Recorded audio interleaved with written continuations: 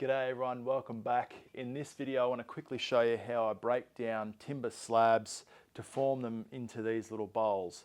So first up I wanted to quickly mention how I go about sourcing timber, and when I first started out I called all the local arborists in my area, put myself out there. Most of the time they would deliver the material for me. Sometimes I would have to go pick it up depending on how close they were or how big the job was. They might put a few aside for me. So that's how I first started getting material, and then my name sort of grew, I guess. I put out what I love, and that is my love for this craft in wood turning on social media and here, and putting and documenting my journey through this process. So in doing that, a lot of people in my area now contact me and say, hey Keza, I've got this tree here, my neighbour down the road's got this tree coming down, and that's another great way of accessing or having access to good material. On good material, I've now narrowed it down to the material that I guess sells the most, and material that I steer away from now is our Australian hardwoods. A lot of people underestimate how hard our Australian timber is, and sometimes it's got so much silica content in it. One little pass with the gouge and you've got to go back and sharpen your gouge again because it just gets so dull so quickly. So I've steered clear away from our really hard timbers. I do still enjoy turning them, but I need to get most bang for my buck, so to speak. So I need to be able to turn fast and have a good output, and that means these softer materials are a lot easier, they're a lot prettier, and they sell easier as well. So what we're looking at here is a 2.3 metre length of camphor laurel. It's in a slab form, and also accessing slabs are a lot easier these days. A lot of people have little sawmills or backyard sawmills, and they advertise on Facebook Marketplace when they're selling their slabs. So that's another little great way of accessing material. And that works out really well for me in this project. It's very quick and easy to chop down these slabs into these little blanks and make the mortise with the Forstner bit and put it straight on the lathe. So it's quick, it's efficient, and it works out really well for me. How I go about doing that, or making the little blanks, I guess, is I've got these templates here. So I've got the smallest diameter of the projects that I do, all the way up to the largest diameter that will fit on the swing on my lathe, on the VL240. You might see a little hole here and a hole there. That hole up the top is to allow me to hang it on the wall through a little hook, and that hole there is when I mark it with my permanent marker when it's on the board, and I'll show you how I go about doing all that as well. So these templates are a great option, and on the templates I've got this larger one here because sometimes when I'm marking 100mm diameter little bowl, there'll be a section of timber, and I don't like wasting timber, but there'll be a section where I could get one little bowl out of it, but instead of doing the one bowl and wasting maybe 3 inches of material or 2 inches of material around it, I'm better off just stepping it up in size and turning a larger bowl. So that's the reason why when you see me marking up, you might see me using both these templates, and that's the reason why. I don't like wasting a lot of material. When it comes to the end of a board, you've tried to plan it out the best you can, and sometimes you just caught out and you've got one little spot where you could waste a lot, or you can use the maximum of the board. So that's why I've got two. The next little thing that I sometimes use is these two, and I'll do a close-up of how I go about marking it up in a second. I've got these two little templates here. This is 110mm, and that allows me, hopefully the camera can see, that allows me to start on the board and just mark it and work my way up, and then do a grid pattern over the board. I'll show you how I use that in just a sec.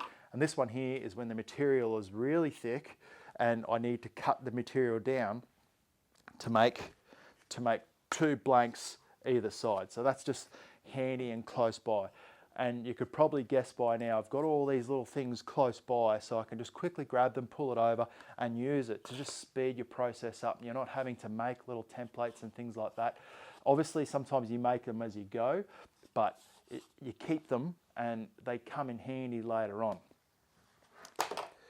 So I'll bring you up.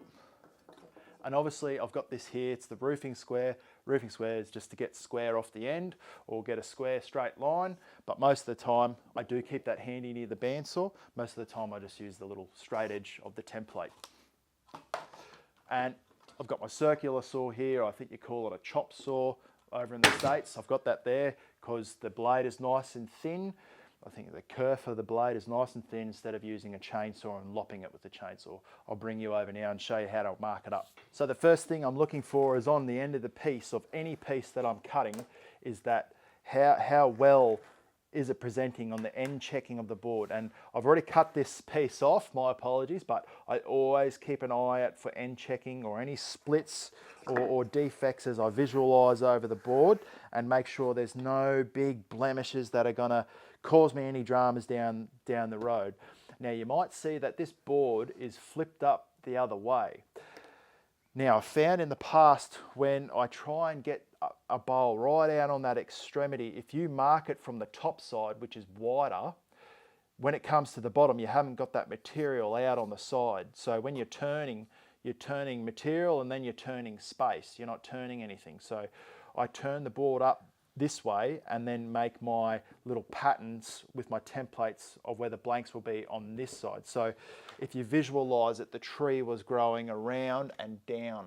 So the inside or where the pith was down here, and this was the outside of the tree. So that's why I've laid the board down facing down. So when I put my template there, I know that I'm going to get a really nice clean blank on the other side. So I'll start marking up, and you'll see if you have multiple little templates, you can sort of mark it up and visualize. So what I'll do is just do a couple and then I'll speed the footage up so you're not having to, you can pretty much pick up what I'm putting down. So this is, I'll start with the template and then I'll show you the other method of how I go about doing it, and I'll space them out. If you think you're going to be able to run out, if you think you're running out of room, I just sometimes do these little half shapes. And you'll see there that I'm going to have more space down the end. So that's when this blank can kick in, this little template, and I can use that maximum amount of the board on the end there. And what I'm doing is just tapping that template over so it's not sitting right far out on the edge, and I'm going to get a nice sort of circle there. So then I can start my templates moving back around. So that's the sort of template way. And then there's this grid sort of pattern that I was talking about before, and you can see that it covered up that template mark there. So I'll just show you, make sure it's flush on the end. And that's why I've given it a little bit, it's 110 mil, make a mark there, and then make another mark, so on and so forth, work my way up the board, and then I can come back this way and make my marks along that way. So you can see now, down here, hopefully you can see that I'll mark it again so it's really clear. You can see that I'm going to have this bit of waste material here.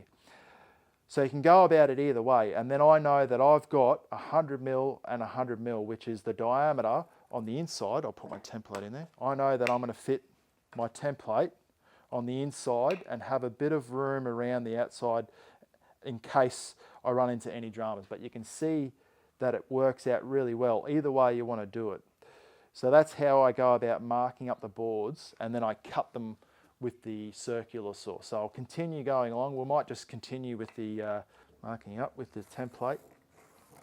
So several ways, because I'll need to have this little mark in the center here when I go and put my Forstner bit right in the middle. So I'll just quickly do this now. That's actually not too bad, that waste material there. You could save that and make a spindle blank out of it, and maybe make a little handle for something later on. But what we might do,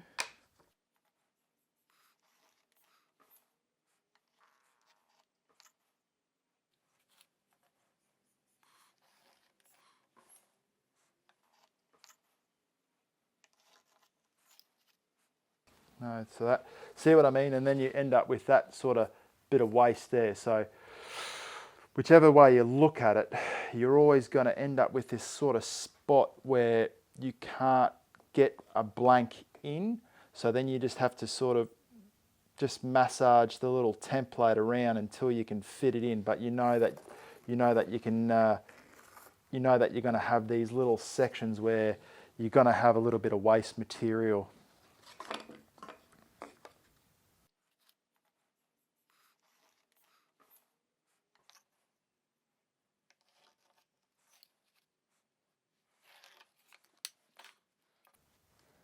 So we've got 1, 2, 3, 4, 5, 6, 7, 8, 9, 10, 11, 12, 13, 14, 15, 16.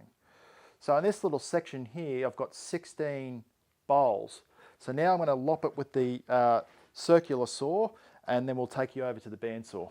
So we're over at the bandsaw now, and it's worked out really well with using the grid method or the circle method. So you just pick which one might work for you and what you like and how you like marking up. So, but as you can see, I like using the little template and visualizing how I'm going, and I get the maximum out of the board. But you might like just using a length of pine or something to mark up the grid pattern, but then you just have to go back later on and mark your centers. So it's depending on what you like. But out of this entire board, we've got 16 blanks that I'll cut up now with very minimal amount of waste. So it works out really well. And this little section down here we could turn into a maybe a little spindle blank or something just down here. And up here we've got only 45 mil of a little section of waste. So it's worked out really well.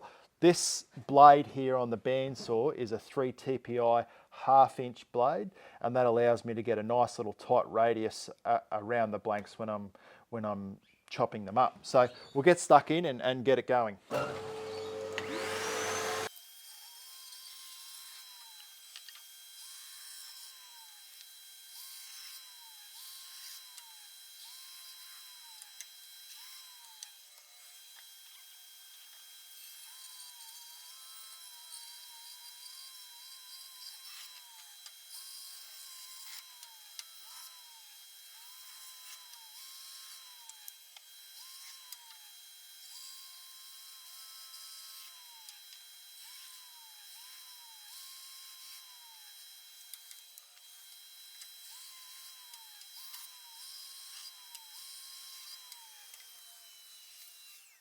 All right, so 16 blanks cut from this beautiful piece of camphor laurel board, minimal waste when it came to dicing them up on the bandsaw. I'm really proud about that I can cut down waste and use the maximum out of our natural resources. Let me know what you think in the comments if this helped you out, and I will see you and talk to you all directly. Cheers, bye.